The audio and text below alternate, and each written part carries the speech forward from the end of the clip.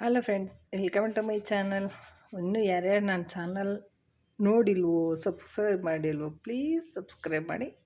Video ಹೇಗಿರುತ್ತೆ ಅಂತ ಕಡೆಗೆ ಕಮೆಂಟ್ ಮಾಡಿ.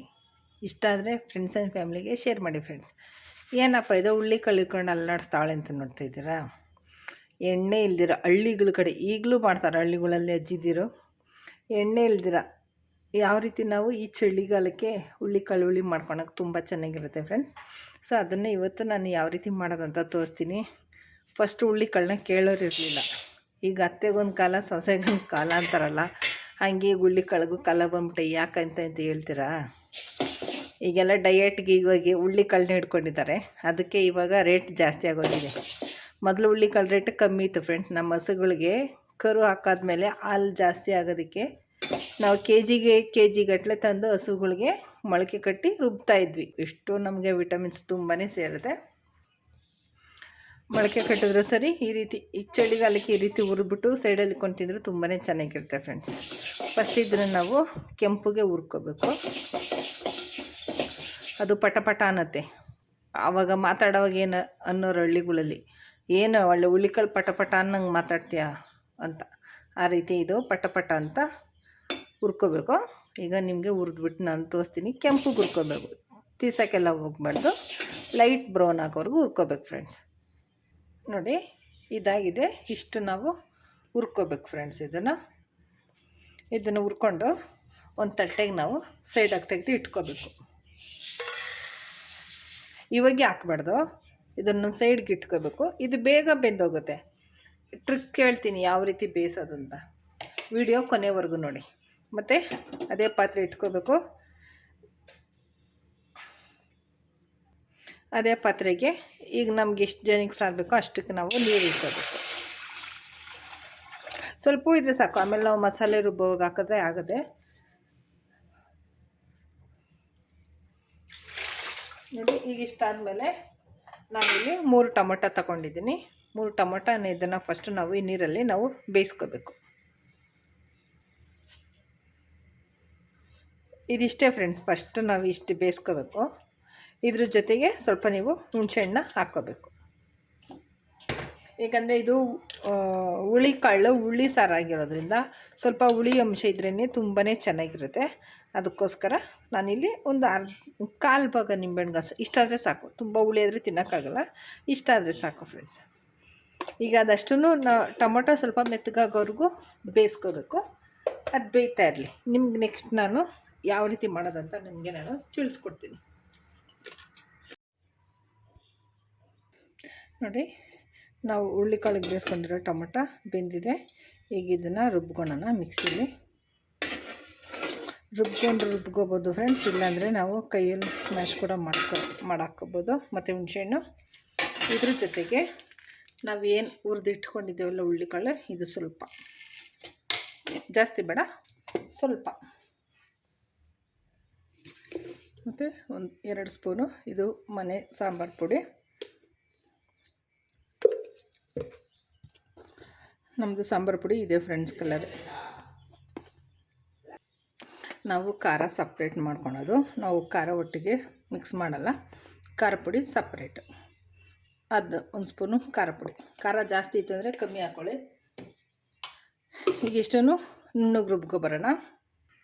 ನೋಡಿ ಫ್ರೆಂಡ್ಸ್, ಈಗ ಇದು ರುಬ್ಬಿದಾಗಿದೆ.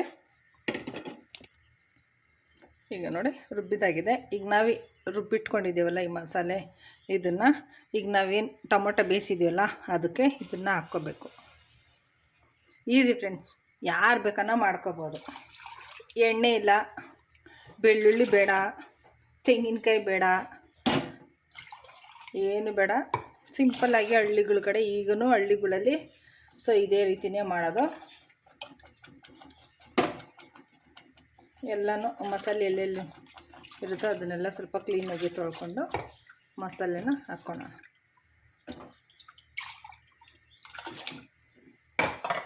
ನೋಡಿ, ಈಗ ಮಸಾಲೆ ಹಾಕಿದಾಗಿದೆ. ಚಲೋ. ಈಗ ಇದರೊಟ್ಟಿಗೆ ನಾವು ಈರುಳ್ಳಿ ಒಂದು ಸಣ್ಣದಾಗಿ ಕಟ್ ಮಾಡಿ ಹಾಕಬೇಕು. ಯಾಕಂದರೆ ಇದು ತಿನ್ನೋವಾಗ ಅವಾಗವಾಗ ಸಿಗ್ತಾಯಿದ್ರೇ ಮಜಾ. ಈಗ ಇದಕ್ಕೆ ನಾವು ರುಚಿಗೆ ತಕ್ಕಷ್ಟು ಉಪ್ಪು ಹಾಕ್ಕೊಳ್ಳೋಣ.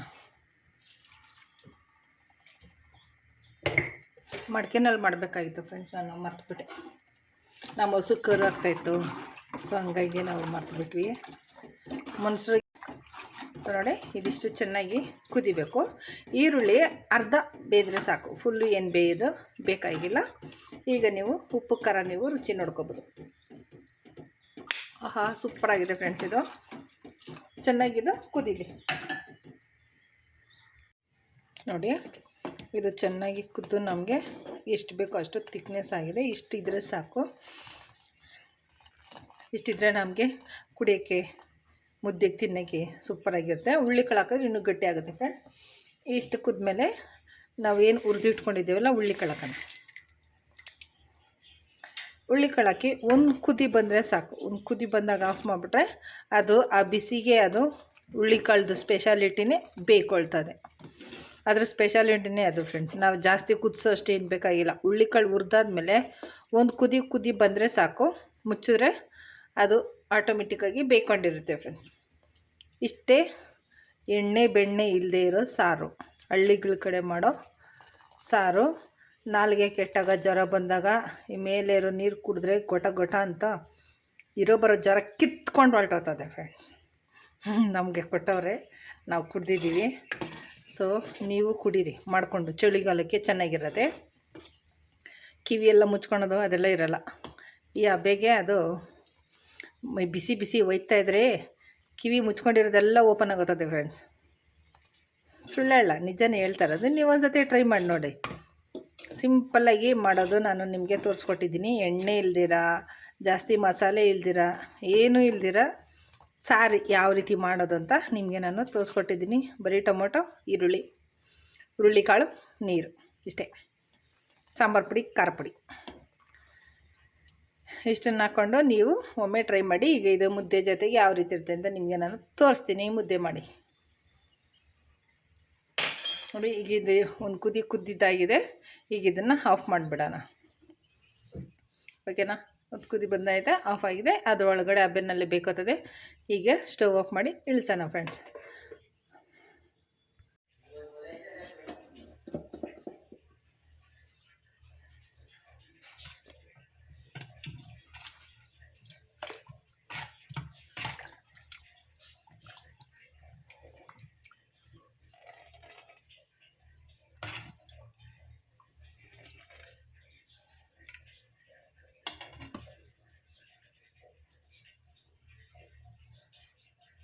ನೋಡಿ, ಎಣ್ಣೆ ಇಲ್ಲ, ಬೆಣ್ಣೆ ಇಲ್ಲ, ಸಿಂಪಲ್ಲಾಗಿರೋ ಹುರುಳಿಕಾಳು ಸಾರು, ಬಿಸಿ ಮುದ್ದೆ.